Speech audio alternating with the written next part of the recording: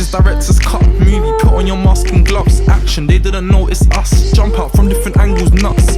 This one's a movie scene. Them cameras shooting, I seen them freeze. Frames, colour grey, so clean could have caught a case. This is director's cut movie. Put on your mask and gloves. Action, they didn't notice us. Jump out from different angles, nuts. This one's a movie scene. Them cameras shooting, I seen them freeze. Frames, colour grey, so clean could have caught a case. What's going on, people? It's Flash Johnson and welcome to episode 5 of Director's Cut. Today I'm with someone that's very significant to the New York rap culture. He's worked at lots of Pop Smoke, Fivio Foreign, Lil TJ, and many more. JL, how you doing, brother? What's going on, brother? Or should I say JLShotThat? Nah, JL's fine because it's cool because, you know, a lot of people are trying to identify me now because, you know, I'm official JL as well. So, Yes. You know, JLShotThat, official JL, so you got it. You got it good.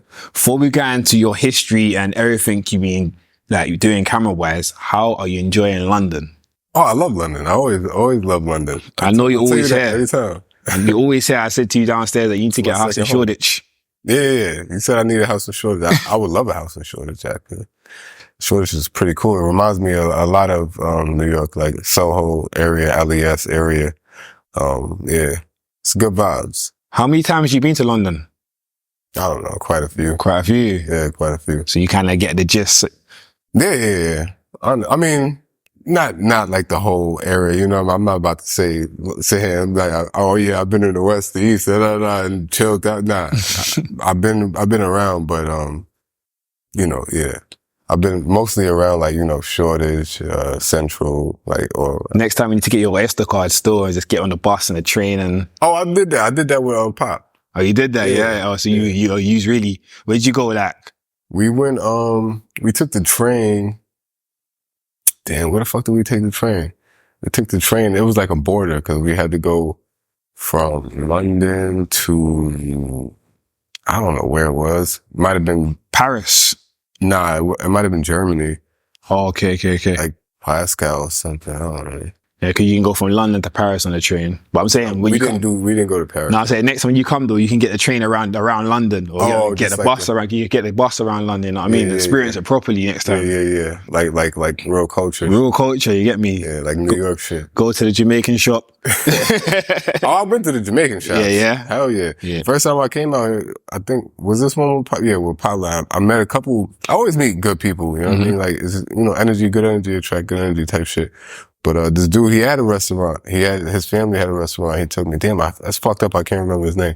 But yeah, he took me to his family restaurant. It was a Jamaican restaurant. Food was amazing too. No, sick, man. It's sick that you actually get into experience London and understand it. Bro, I be walking around. It's like, I'm from here. I don't give a fuck. I'm from the hood, so I ain't gonna be scared. Nah, man. Once you're in London, you just hold a vibe and you just... Yeah, that's it. You're good, man. Yeah. Let's really go deep. I want to go back like to young JL because obviously you're from Queens, New York. Yeah. You know Big Queens. I see that shit. You're from Queens, New York. So it's like, I want to go back to JL that discovered the camera and was like, yo, I'm running with this. I wasn't young when I discovered the camera, honestly. I mean, in hindsight, I look back at like my mother always used to, you know, take photos of me and my brothers and, you know, she used to have like shoe boxes full of pictures and whatnot. And I don't, you know, she always had disposable cameras and just like always snapping. So maybe I never looked at it like, you know, until like when I look back in hindsight, cause I can't really think of nothing else. Nobody ever did anything with a camera but my mother. She always had a camera. So I think this was around a dark period in my life. I was like pretty much homeless. I was sleeping in a studio that I was pretty much running with one of my people. How old was you roughly at that time? At that time, it's like, honestly, I was like 24, honestly. Yeah, I was like 24. I was fucked up. I was just in a rough patch and I was just like, I gotta figure something. I gotta find a hobby to take my mind off of like how fucked up I am, you know what I mean? Yeah. So I'm just like, I had like $300. I'm like, yo, I'm gonna buy a fucking camera. I always wanted a Canon because I just always. I was about loved to the say, skin what was your tone. first camera? A Canon. Yeah, Canon T3i. It was the Canon T3i. It was my first camera, and I bought it from this artist named DuPont Music. I told this story a few times. I ain't gonna lie. Like, as of recent interviews, I've been telling this story a few times. So don't mind me, guys, if I hear the same story over and over. I can't remember. Different viewers, different listeners, get different ears. Yeah, no. I'll try to tell it in a different way too. But yeah, I was in a dark place, and I bought that camera. I literally just started going in the street and just like, I remember like 3 of my first pictures were like, I remember I walked by, I was in a park, and I saw like a little stuffed animal. It was like a unicorn, and it was a cigarette right next to it. You know what I mean? I thought it was just really interesting, so I just snapped it. You know what I mean? And I put it on like Twitter or something at that time, and it's got like mad fucking retweets. You know, like, yeah, it just started getting traction. And I'm like, oh shit, hold on. I mean, I need to start going outside and shooting some more shit. You know what I mean? Just and it's New York as well. New York, I feel like New York's free spirit. Like, people just do what they want just to showcase their art. Like, when you're in the subway, especially now, man, we just get on there. I remember when I went there, they start body popping breakdance. So like, New York, that's how they make money. Yeah, so it's creative art. So for you even doing that and putting it on Twitter and seeing that, yo. Yeah, I didn't even go full force. Like, I wasn't like, I mean, like, as you can see, I'm a videographer, a director, but I never really called myself a photographer. I never thought I was a photographer. But I got into video. I had, I don't know how I came into some money. I was an underground poker player / host. I used to run games and shit. So I always had like money here and there, but I had bought a Canon 6CD, but I bought like a whole kit. I bought lights and fucking tripods and everything. I had everything ready to go. I shot like 2 videos with that bitch, and somebody robbed my crib, took all that shit. What program was you using to edit at that time? I wasn't editing. You was editing? I was going to somebody else. I said it in the interview the other day, but I couldn't remember his name, but now I remember his name. So his name was Beats For Us. He was the dude. He edited one of my first videos called Zomi with my bro King Face, rest in peace. Bo Skaggs and the Mess Boys. But yeah, he edited that video. Then I shot another video from other people's Arson, rest in peace, Tote, Jesus Christ. And Arson, and my boy Arson edited that one. But I don't know what even made me like start editing, because I was like, I think I was just afraid. I don't know why. I was just afraid to edit, because I don't like to jump into things I don't know. You don't know what you're doing. You know what I mean? Like, so when you just said earlier, someone robbed your crib and obviously robbed your camera equipment. Did that make you feel like defeated? Yeah, obviously, that's everything. Obviously, everything in your crib, but obviously including your camera equipment. Did that make you feel defeated? Like, man, this is long. I was defeated. I went back to engineering, because I was an audio, I'm still an audio engineer, but I was an audio engineer heavy back then. And, I just went back to engineering, man. I just went back into my dark shell and just went back to engineering for like a good 3 years. And one day, my boy, Chris Monlace, he had a photo shoot he wanted to do with his clothing brand. He's a clothing designer. And he asked me to shoot it, and I was like, I ain't got no camera. I got robbed. So he was like, you can use my sister's camera. He had a 5D at that time, Mark II. Like, I see the levels are going up now from the smaller Canon to the 600D, the 5D. So you're kind of leveling up every time. Yeah. Every time I touch the camera, I'm kind of leveling up. So, we shot it. It was phenomenal. It came out phenomenal. And he was like, yo,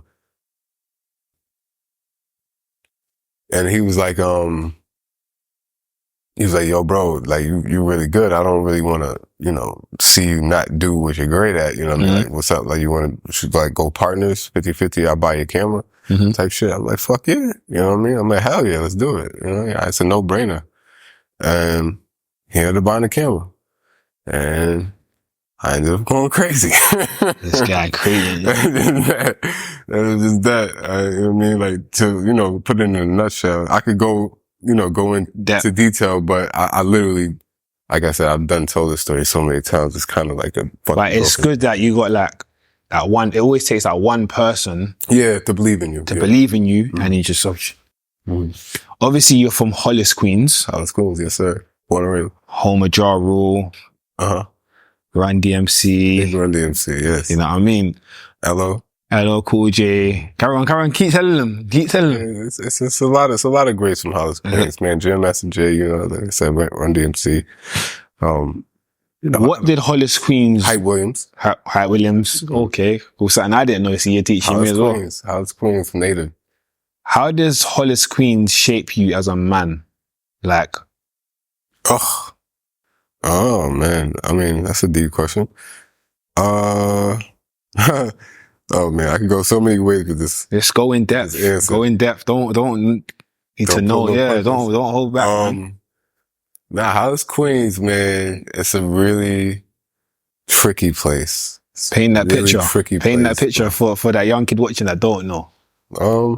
You just gotta know. You gotta know. You know who's who, what's what. You know what I mean? Mm-hmm. And that shit could eat you up if you don't. You know what I mean? It's a lot of.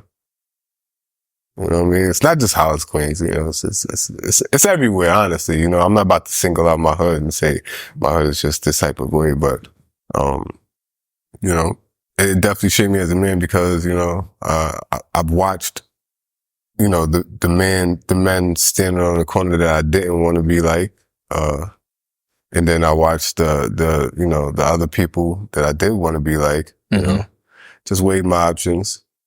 And, you know, just follow the greats, honestly. Luckily, I had, you know, a blueprint, you know, from the greats, like, you know, the Run DMCs, Ja Rules, the LLs, you know what I mean?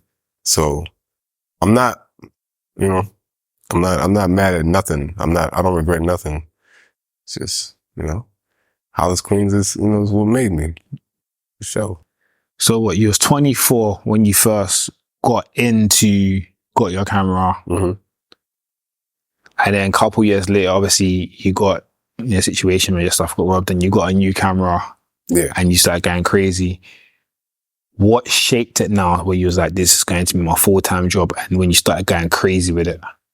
Because we all know there's an elevation. It's not just overnight. Yeah. It was, I did a me and a few people, me and this girl, Julia, came up with an idea.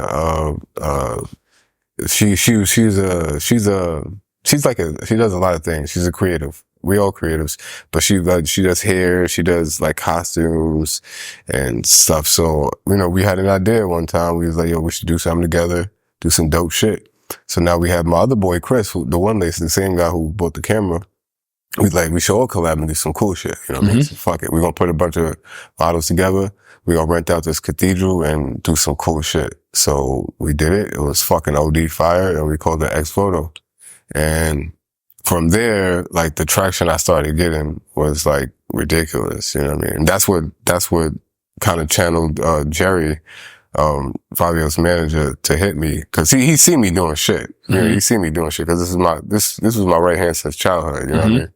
So he seen me doing shit, but then when I felt like when he seen that, he was like, all right, yeah, this nigga, like, he's ready. He know what he doing. Yeah, he ready. So he hit me and he was like, yo, we want to shoot a video for my artist. And at this time, I didn't even know he was fucking managing anybody. Like he wasn't a manager. So, I'm like, all right, fuck it. Like, who is it? I didn't ask him nothing. I didn't ask him who is it or nothing. Not dead ass. I was just like, I bet I got you. That's the relationship we got. You know what I mean? So he was like, yo, my artist is kind of cool. He fired. He you know, he got traction. I think both of y'all benefit from it. I'm like, I bet, let's do it. Happened to be Fivio foreign. You know what I mean? So you basically, you skipped that stage that a lot of us directors have to go through, really. Like what? Tell me, the guy into the hood to hood, block to block, trying to get your name out there. You kind of had the relationship already. Yeah. You know, relationships is key, man. Relationships is key. Because a lot of directors, they have to, we not have to, but that's just the protocol when you're on a come up. Whatever's available, you're just trying anything to get your name out, and, you know, all the up and coming artists, hood to hood. So the fact that you got the opportunity just to go straight to Favi, And then I don't think I went straight to Fivio. I definitely shot a lot of videos. I shot a lot of videos. It was probably mostly for Queens artists at that time. But yeah, once I shot Fivio's video, definitely the whole Brooklyn came to me for sure. have you ever experienced like anything on set where it's like, wow, this is crazy. Like I'm gonna move different next time, or I learned from that. Oh yeah. I can't really talk about the story, but yeah, hell yeah. A few times. It was a yeah, it's a good story if I could tell it. It's such a good story if I could tell it. Let me see if I could. if you can maneuver around it. Yeah. Let me see if I could put this. I mean, so it was like, I got paid for a video, right? Then at the shoot, can I tell this? Oh shit! I'm just trying to. I mean, it is, but at the shoot, it gets rated. The shoot gets rated, right? Crazy shit. Gunshots going off, chases down the block, everything. So one of the artists gets away, and we were supposed to shoot the video at another location, and he ended up not wanting to shoot the video anymore. But he already signed a contract stating that there's no refunds, you know what I mean? So it was tension, obviously. Because he wants his money back. Because he wants his money back. And I'm like, no. Just like, no, bro. You know what I mean? So a celebrity comes in, that was, he's a pretty, he's a, you know what I mean? He's a well-known person for not being fucked with, you know what I mean? And he comes in and he's like, fuck is going on? Like, what's going on here? Like, why y'all, what's up with the static? So he's like, the artist tells him what happened. He tells him what happened. And, respectfully, the celebrity dude, he was just like, yo, all right, how about this? You just give him this much back and, just make sure he gets this much for his time for coming out. And, obviously unfortunate things happen, but, so he pretty much squashed the whole thing. And it was pretty dope. It was pretty dope. But, I guess I could say it was Casanova. Casanova squashed it. Oh, okay, yeah. Cool. Yeah. So you had experiences, and it's just like, but it was just like, it was an experience that I learned from it, because it was like, it was a couple of things that led up to, I knew that he wanted the money back. I could have left. I could have not even stayed. But you can feel energy. But then I was just like, in my head, I'm like, if I leave, now it's going to definitely be beef. You know what I mean? So I'm just like, nah, let me just man up and just see what the hell he want. You know what I mean? I knew what it was the whole time. You know what I mean? Because the situation was crazy. You know what I mean? Like, I'm not a dickhead. You know what I mean? I seen what happened. Like, I understand, like, that shit is real. So I wasn't trying to keep the money, but at the same time, I have a team. You know what I mean? My whole team came out, and I have to pay these people. You know what I mean? So I can't tell them that excuse. They're not trying to hear that. You know what I mean? Everyone's come to work to do their job. In the contract, it states, nigga, any of this shit happened, and it literally says, if any of this, my team is put in danger, then it's void. You know what I mean? So we were put in a lot of fucking danger. Have your paperwork straight. It was crazy, son. It was crazy. Cops raided that bitch. But I don't know. Yeah, hopefully the story doesn't get me in trouble. Oh, shit. But yeah. Pushing forward, obviously, long live Pop. How did the whole Pop Smoke connection come through? Because obviously you're from Queens, he's from Brooklyn. Yeah. Obviously Fivio's from Brooklyn as well. It came from Fivio. So you was Fivio first before Pop? Yeah. So it seems the other way around, doesn't it? Everybody says that, yeah. But nah, I always straighten that story out, because I want people to know that Fivio definitely had the impact, a big impact on my career. You know what I mean? So I always give him that. I always tell him, I try to tell him as much as I could. But we just had a studio session with Pop. We said, Fivio's like, yo, I got a session with Pop, shoot some behind the scenes. That's all it was, you know what I mean? So we go to the studio, Pop's there, they started recording the record. Bobby didn't finish his verse, and Pop was over there. He was like, yo, he was like, as soon as I walk in the room, as soon as we all walk in the room, this nigga is just like giving me energy. Like, I don't know what it was. I didn't know if it was negative energy or just like positive energy, but Pop is a nigga, you around him and you just feel the energy. You know, you just don't know what it is. You know what I mean? It's like, you just gotta kind of test him, like feel him out, you know? Pause. But it was literally just like, we both just like exchange energy, like kind of giving each other the side eye, like, what's up with this nigga? He like, what's up with this nigga? You know what I mean? So but it was cool though, because he come around and he looks at my monitor and he's seeing like, oh shit, this nigga, alright. So he's like, yo, you want to shoot something for me real quick? And it happened to be like a promo video for Dior. And this is my first time hearing Dior. And I'm like, what the fuck? This shit is crazy. And I swear to God, like, like, I never heard nothing like it at that point in time. You know what I mean? So I'm just like, yeah, hell yeah, let me shoot this shit. So I shot the shit. I went home, edited it real quick, sent it right over. He told me to switch like one or two things because I was going a little crazy on the edits. And his favorite thing was this, keep telling me this is his favorite thing. In the beginning, I wasn't privy and I wasn't hip to, you know, what the word was, but calm, the same shit you said. Yeah, calm. So he got that from UK. You know what I mean? And he's heavily influenced by the UK. Heavily. So I didn't know what that meant at that time. So he was just like, yo, bro, just keep it calm. I'm like, what the fuck are you talking about, bro? Keep it calm. I kept it calm as I could. You know what I mean? I don't know what it means. Because New York, you got your own slang. Yeah, we got our own slang. So so basically it was a part where I did like this mirroring effect, but then I'm like kind of like parallaxing it, you know what I mean? So he was just like, nah, I don't need all that. You just keep it calm, you know what I mean? I still don't know what it means, but I don't want to ask him, you know what I mean? Cause I don't want to look like a novice, you know what I mean? So I'm like, all right, fuck, man, I'm gonna just take it out. Let me just take it out. And I took it out and he's like, calm. He puts calm. That was his final, his final reaction, calm. I'm like, I bet, so I gotta be good, you know what I mean? So yeah, so he sent it to Stephen Victor.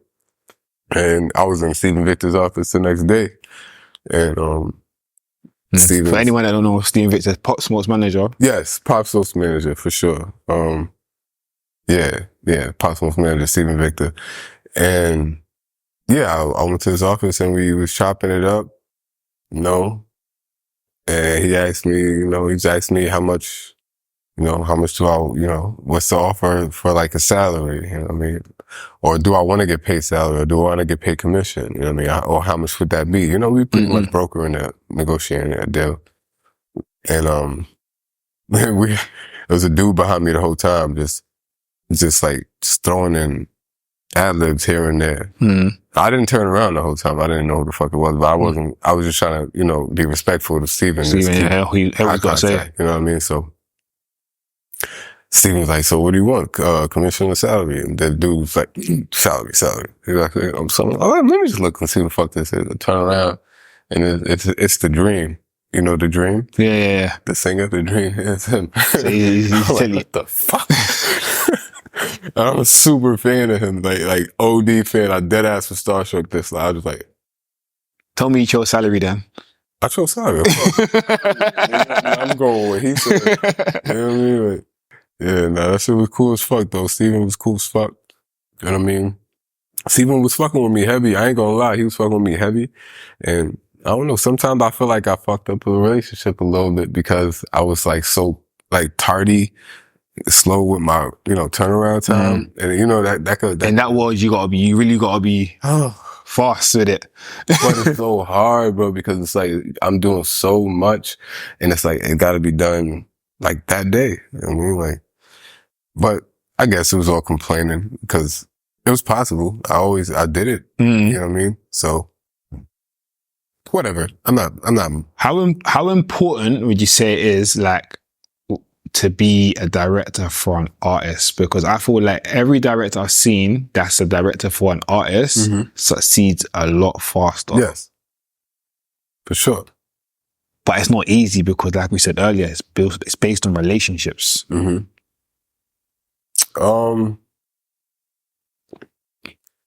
I don't even know, like, because honestly, I was an asshole for most of my life. Like, so I don't even know how I kept relationships. But at the same time, I always made sure that I had a talent. I always made sure that I had something to offer. You know what I mean? So I always made sure that I had something of value. Like, you know what I mean? Like, I can't be around people and not be able to help something or help a situation or help a person or help something. You know what I mean? Like, because I'll be useless. And it's like, I seen those people and it's like, I don't want to be them. You know, I don't want to be those people. I want to be useful. You always want to be an asset. I want to be an asset to any and everybody I come in contact with. You know what I mean?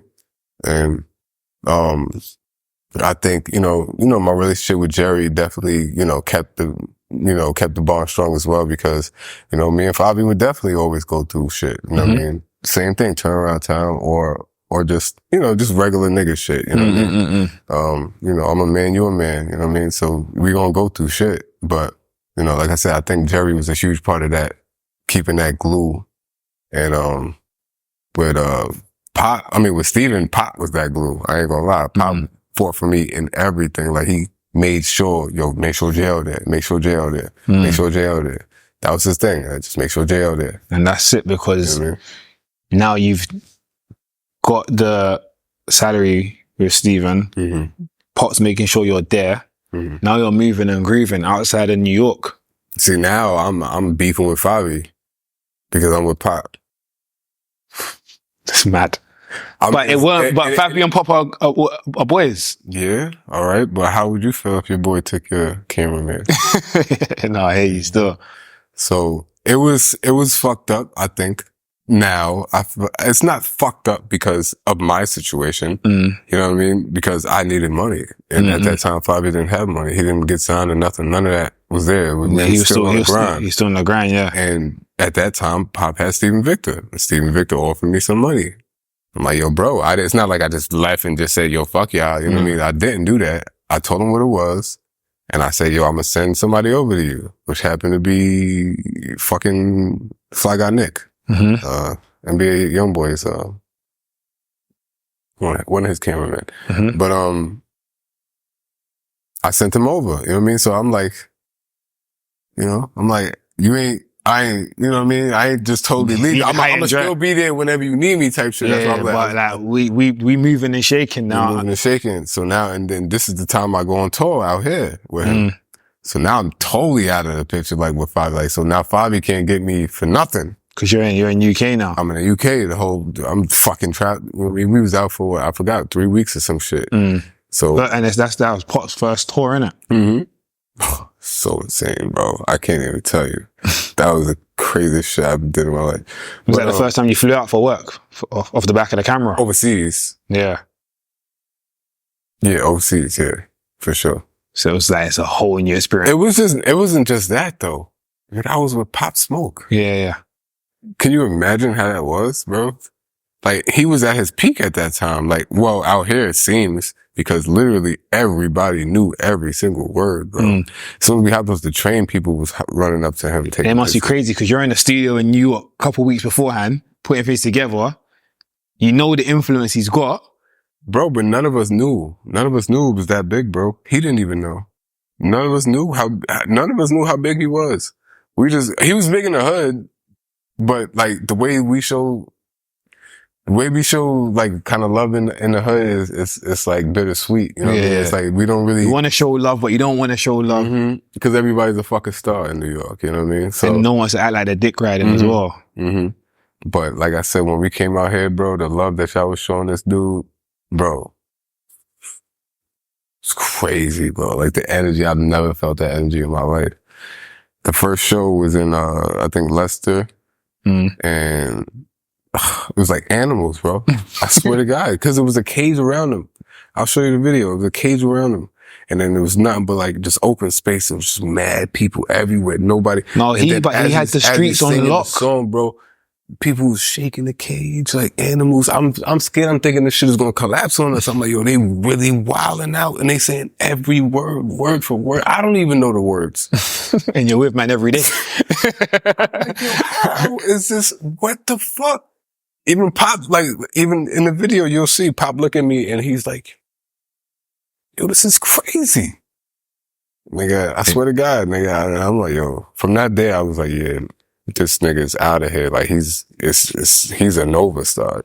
So now you're in UK. Yeah. Everyone's going crazy. Obviously, you shot Dior. Yeah. Shot War with TJ. Mm-hmm. Like, when you're seeing Pop perform these songs that you shot videos to, Mm-hmm. like, what's going through your head? I was dancing. You can see this shit in some of the video, like some, cell phone videos. You'll see me like in there dancing with the camera in my hand. I got my hand up dancing and shit. It's like, yo, I shot that. I'm not even saying that. I just love the energy that they're giving him. You know what I mean? Like, I never really had that, no, I did. I definitely did. I definitely had that moment where I probably like at a party or something, and I'm like, yeah, I shot this shit. You know what I mean? Well, I think we've all had that, man. I've had a couple of tunes in the party, like, and I see the girls going crazy, like, yo. So I know what you're saying. Like, I feel like we all have it as a director. Just that one moment, even to ourselves or to our friends. Mm-hmm. But nah, Dior was huge for me. Moving forward now, big drip video shoot. Shit, that was the same time. We ain't moving forward. I shot them shit consecutively. I shot them shit at the same time. Same time. And I was beefing with both of them. I was beefing with Pop and I was beefing with Fivio because they was like, yo, you gotta hit my shit first. And he's like, you gotta hit my shit first. You gotta hit my shit first. Hit my shit first. But they both end up being massive songs. Huge. Did you know at the time, though, when you shot the video? No, I didn't know. I definitely didn't think I didn't know Big Drip was gonna go as crazy as it did. Like, talk me through that day of Big Drip video shoot, like, from when you got up, like. The first, we shot it, so I shot it 2 different days. Like, it wasn't like a day shoot like we usually do, you know what I mean? But it was like, the first time we shot it at a mansion and like a mini mansion on Long Island. It was just a bunch of gangsters, you know what I mean? Just a bunch of gangsters just chilling, pretty much. We shot it. And I was supposed to edit it, but then we were just like, nah, we're gonna shoot a little bit more. So right after I shot that part, I ended up shooting Dior.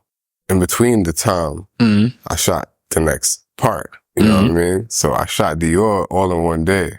It's crazy how I'm just looking at Dior right there. It's just so sick. But so now Big Drip, I shoot the second part in the city. I think it was like Dumbo or something, Brooklyn, and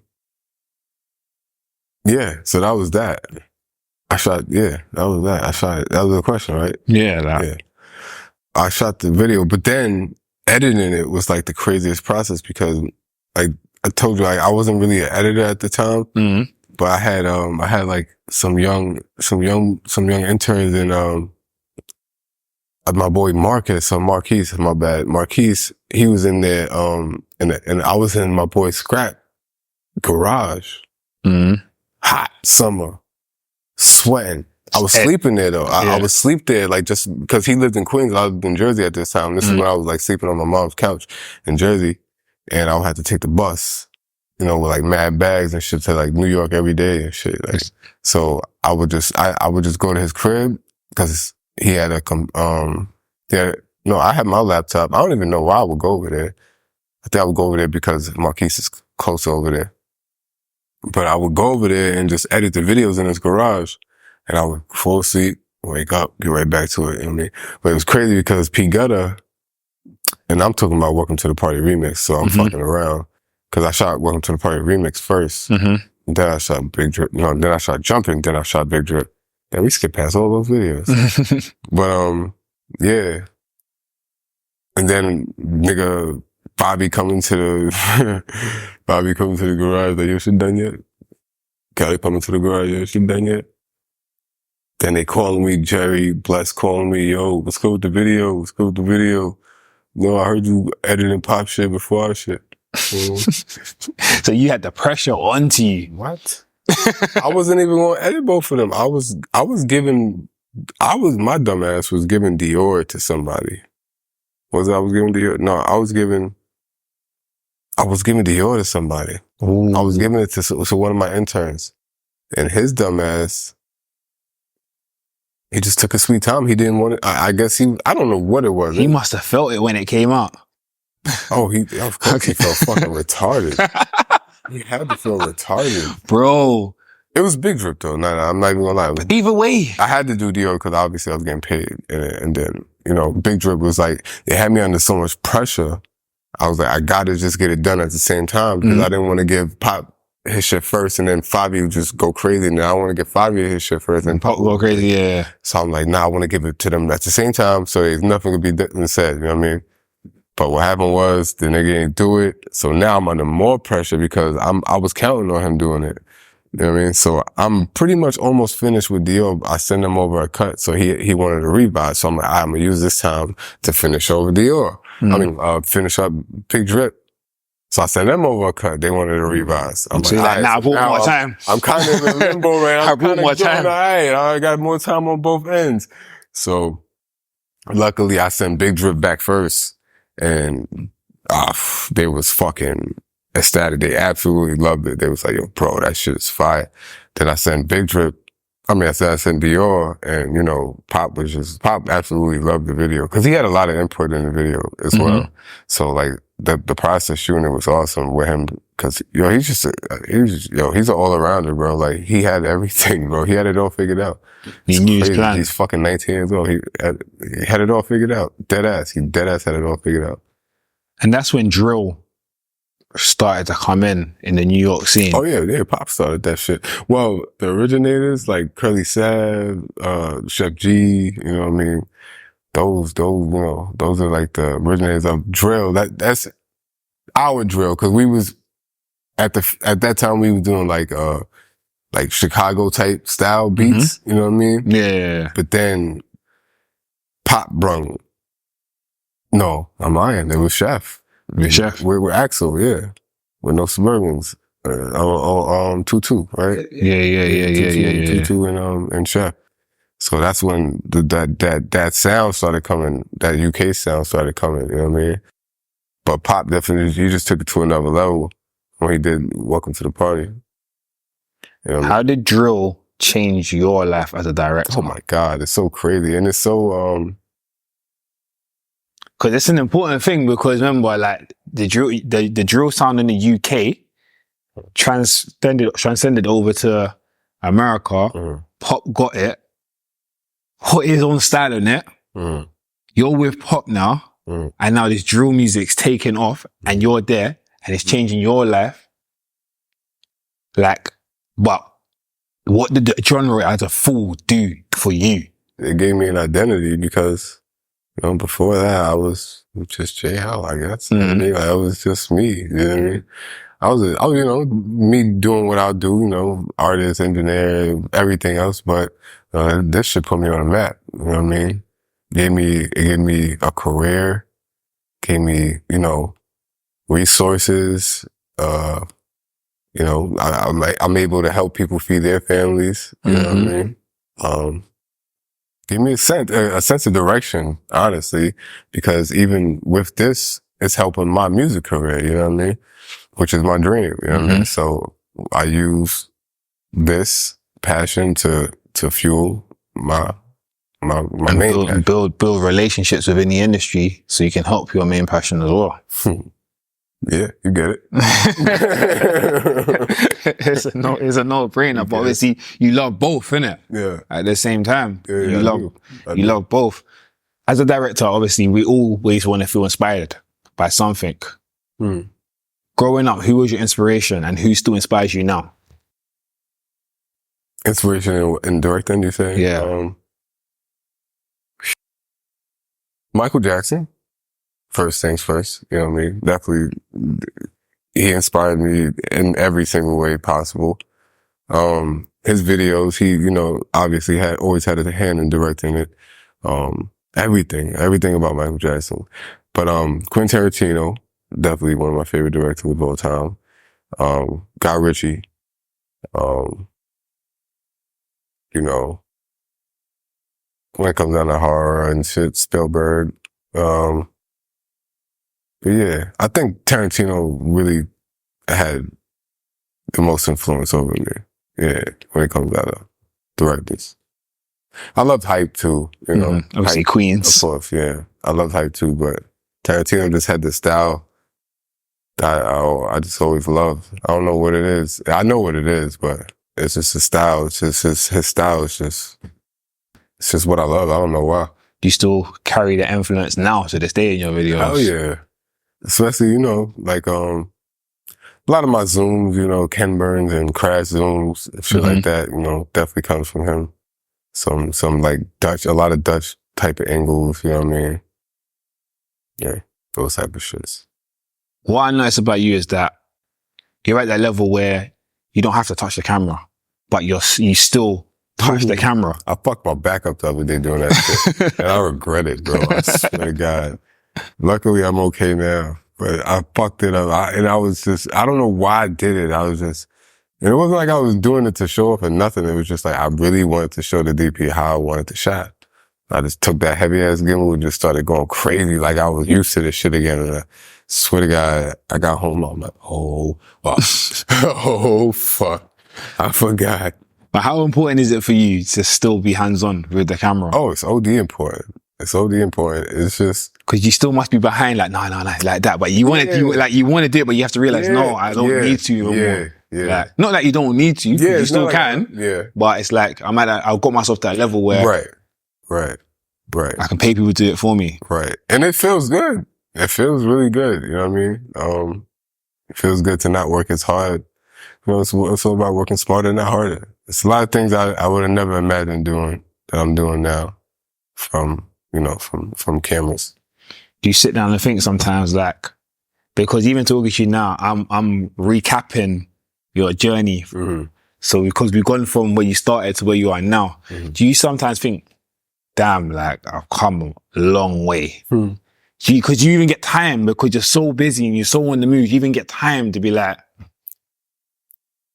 No.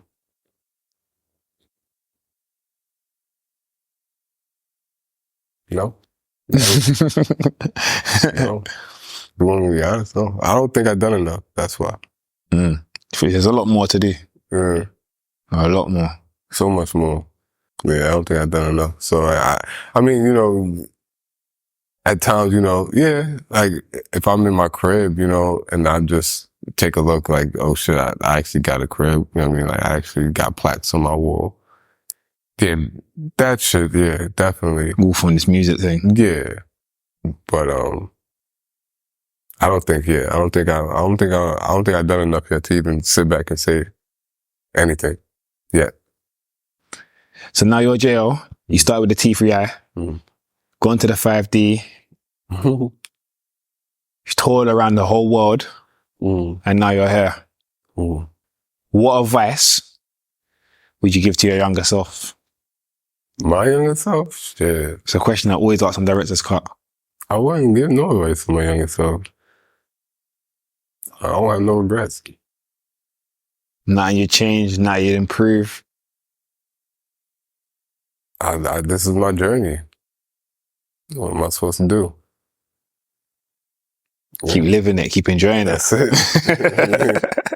That's it. What's next for you, bro? Like, what's coming up? What's next? I got a lot, bro. I got a TV series me and my people have been shooting for over a year now. It's been a process. It's called AMRAC. It's really in like an amazing series. Like, I have a lot of dope pieces. It's community based. It's like family driven. It feels like, you know, it's oriented, and, you know, like a cast of 56 volunteers, a staff of 34 volunteers.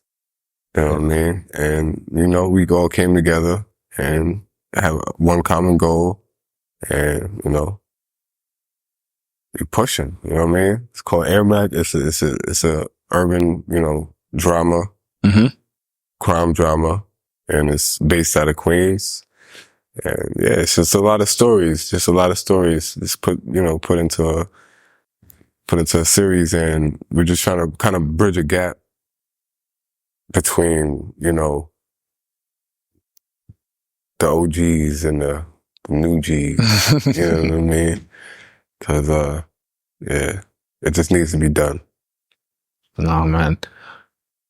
I really appreciate you coming today. Appreciate you for having me, man. Like, your story probably could go on for another hour. Oh, yeah. Probably longer than that. Or longer, but I'm Flash Johnson. This is episode 5 of Director's Cut. I'd like to thank you for watching. Until next time. I hope you enjoyed that episode of Director's Cut. Make sure you like, comment, and subscribe for more videos.